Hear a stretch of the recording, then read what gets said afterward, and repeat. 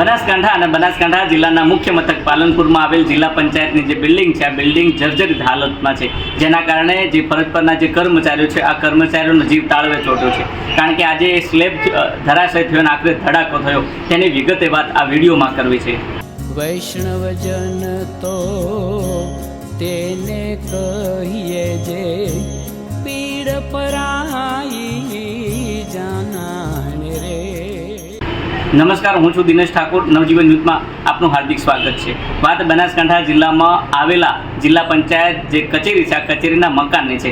આ મકાન વર્ષો પહેલાં બનાવવામાં આવ્યું છે અને હાલમાં આ જે મકાન છે જર્જરિત હાલતમાં છે. તમને એ સીધા એ દ્રશ્યો આ મકાનના બતાવવા જઈ રહ્યા છે. આ ત્રીજા માળના છે અને આ ત્રીજા માળાથી આ જે સ્લેબ તૂટ્યો છે અને આ સ્લેબ સીધા તમને દ્રશ્યોમાં બતાવવા જઈ રહ્યા છે. અને આ સ્લેબ તૂટવાની જે ઘટના છે આજે નથી ઘટી, અગાઉ પણ જે ઘટના છે ઘટી છે, પરંતુ ક્યાંક ને ક્યાંક કોઈ જાનહાનિ નથી થઈ. પરંતુ સવાલ એટલો છે કે અવારનવાર આ જે મકાન છે મકાને રિપેરિંગ કરવામાં આવે છે, પરંતુ આ વર્ષોથી બનાવેલા મકાન જર્જરિત હાલતમાં હોવાને કારણે ક્યાંક ને ક્યાંક ફરજ બજાવતા જે કર્મચારીઓ છે આ કર્મચારીનો જીવ પણ તાળવે ચોટ્યો છે. તમને સીધા એ દ્રશ્યો આ જે સ્લેબ છે સ્લેબ અહીંયાથી ધરાશય થયો હતો, તેની જે લોખંડની ખીલાસરી છે આ ખીલાસરી પણ દેખાવા માંડી છે. એટલે કહી શકાય કે આ વિકાસની જે વાતો કરતું આ જિલ્લા પંચાયતમાં જિલ્લા વિકાસ અધિકારી સહિત અનેક શાખાઓના ઉચ્ચ અધિકારીઓ અહીંયા બેસે છે, વિકાસ કરે છે, પરંતુ ક્યાંક ને ક્યાંક આ જે બિલ્ડિંગ છે આ બિલ્ડિંગનો વિકાસ ક્યારે થશે તેને લઈને અનેક સવાલ ઊભા થયા છે. તમને સીધા એ દ્રશ્યો અહીંયા જે ત્રીજા માળેથી તૂટેલા સ્લેબના બતાવવા જઈ રહ્યા છે કે જે નીચે જે કોઈક વ્યક્તિ આ કચેરી છે આ કચેરીના કામકાજ અર્થે આવ્યો હોત ને અહીંયાથી સ્લેબ તૂટ્યો હોત ને કોઈને જાનહાનિ થઈ હોત તો જવાબદાર કોણ? આ તમામ બાબતને લઈને જે માર્ગ મકાન વિભાગની જે કચેરી છે આ કચેરી તેની નજર સામે આવેલી છે, પરંતુ આ જે માર્ગ મકાન વિભાગના જે અધિકારી છે આ અધિકારીને ક્યાંક ને ક્યાંક આ કચેરી જાણે જર્જરિત ન હોય તે પ્રકારે લાગી રહ્યું છે. અને આ જીવના જોખમે જે કર્મચારીઓ છે આ કર્મચારીઓ પોતે નોકરી કરી રહ્યા છે, ત્યારે બીજી બાજુ સવાલ એટલો છે કે એક બાજુ આ જીવના જોખમે જે કર્મચારીઓ નોકરી કરી રહ્યા છે ને ક્યાંક તેમના ઉપર આ સ્લેબ પડે અને કોઈ મોટી જાનહાનિ થાય તો જવાબદાર કોણ? આ તમામ બાબતને લઈને માર્ગ મકાન વિભાગના અધિકારી શું કહી રહ્યા છે તે પણ તમે સાંભળો. સ્લેબ છે તે અચાનક ધડાકાભેર પડી ગયો. બિલ્ડિંગ છે અનેક વાર તેનું રિનોવેશન કરવાની વાત હતી. અરજદારો અને કર્મચારીઓ અહીંયા કામ કરતા રહે છે, શું કહેશો? છજાનો લટકતા બીમનો જે છજુ છે પડ્યું છે.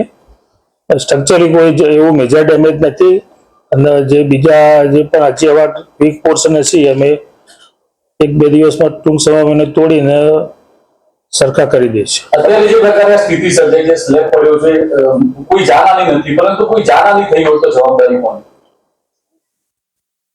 જવાબદારી તો અમારી ફિક્સ થાય. કેટલું જૂની બિલ્ડિંગ કહી શકાય? બિલ્ડિંગ અંદાજે 45 વર્ષ પ્લસ જૂની બિલ્ડિંગ. સાહેબ, ખાસ કરીને જે સપોર્ટની દિવાલો છે જે લોબીની અંદર તેને પણ અંદર મોટી તિરાડો પડી છે, કોઈ ટેકો લેવા જાય તો નીચે પડી જાય તેવી પરિસ્થિતિ છે. સપોર્ટની જે દિવાલો છે ને એ તો અમે કહેવાનો મતલબ એટલી ડેમેજ નથી, જે ડેમેજ થાય કે પડી જાય એવી નથી. અને છજાવાળા જે ભાગ છે થોડા ઘણા ડેમેજ એ હું તોડી નાખીને રિપેર કરે છે. બિલ્ડિંગ તોડવાની કોઈ પરમિશન આપી છે કે એવું કઈ છે? બિલ્ડિંગ નવું બિલ્ડિંગ બનાવવાનું છે એટલે હયાત બિલ્ડિંગ તોડી નવું બનાવવાનું છે. બીજી ચોથી વખત ઘટના બની, હજુ પણ તંત્ર ક્યાંક ઊંઘમાં હોય એવું જોવા મળી રહ્યું છે. ના, એની શિફ્ટિંગની પ્રક્રિયા ચાલુ છે અને અમે શિફ્ટ થઈ જવાના જ છીએ. ઓકે.